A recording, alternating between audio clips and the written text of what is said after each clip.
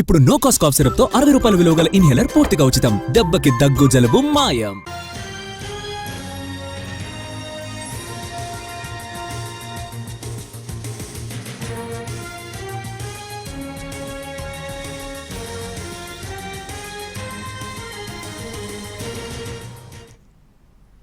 మరో 48 గంటల్లో బంగాళాఖాతంలో అల్పపీడనం ఏర్పడనుంది. పశ్చిమ మధ్య బంగాళాఖాతంలో ఈ నెల 13న అల్పపీడనం ఏర్పడుతుందని ఐఎండీ అంచనా వేస్తోంది. దీంతో నేటి నుంచి ఈ నెల 17 వరకు ఏపీలో విస్తారంగా వర్షాలు కురుస్తాయని తెలిపింది. మరోవైపు మెరుపులతో కూడిన వర్షాలు పడతాయని, గంటకు 30 నుంచి 40 కిలోమీటర్ల వేగంతో ఈదురుగాలులు వీస్తాయని చెప్పింది. ఇక కోనసీమ, ప్రకాశం, కర్నూలు, నంద్యాల జిల్లాలకు ఎల్లో అలర్ట్ జారీ చేసింది. అల్పపీడనం ఎఫెక్ట్తో తెలంగాణకు వాతావరణ శాఖ హై అలర్ట్ ప్రకటించింది. ఈ నెల 14 నుంచి 17 వరకు అతి భారీ వర్షాలు కురిసే ఛాన్స్ ఉందని చెప్పింది.